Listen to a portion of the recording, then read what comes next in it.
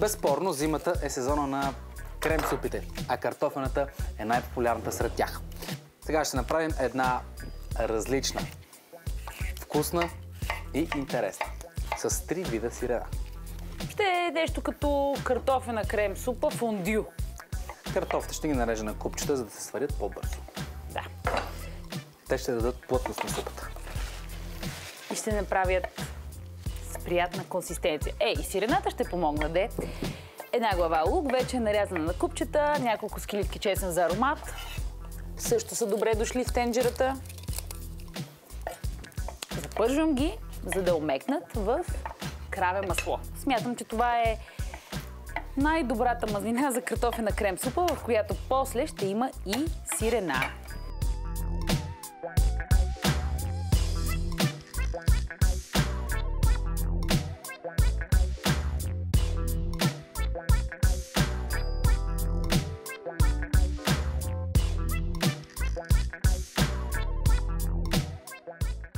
Картофите обмекнаха и сега, след този облак, тази пара, ще пасирам супата. Да. Когато говорим за сирена, най-често ги свързваме с Франция и Италия. Но и англичаните имат какво да се похвалят. И то... Няколко. Стилтън, чедър. Добре, де. Имах предвид чедъра. Може би най-популярното. Да. Кръстено е на селото Чедър в графство Съмърсет.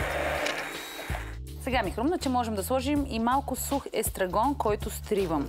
Направо го слагаш. Да. Това е екстра обаче.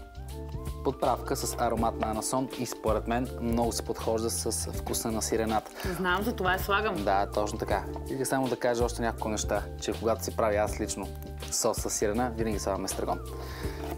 Няколко думи за пармезана. Използваме го много. В България добре се приема това сирене. В големите супермаркети има огромно разнообразие от него. Това сирене. Да. И грана падано също. Да, различна зрялост и така нататък. Различна твърдост. Сега, след като супата е пасирана, просто към нея слагаме сирената. Нищо повече. И отново връщаме на огъня. Само че важно е да не завира, защото има опасност сирената да попаднат на дъното и да загорят. Затова ще бъркам и така по-скромно с огъня. На най-слабия котлон. Да ги слагам ли тези? Готови? Давай. Красиви са. Останалите ги прибирам.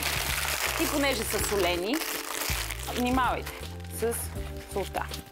Аз овкусих, след като сложих картофите, бульона, но трябва да сме внимателни. Слагаме и топените сиренца и ще изчакаме малко.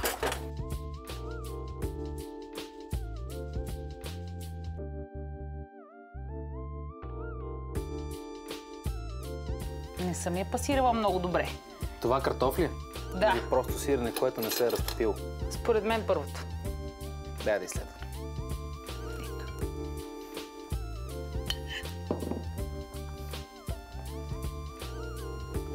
Естрагона я промени. Усещат се и сирената, която в крайна сметка е целта на занятието. Някой от тях надделява ли?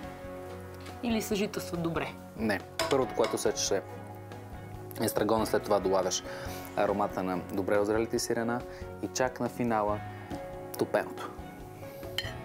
Прекрасен цвят има.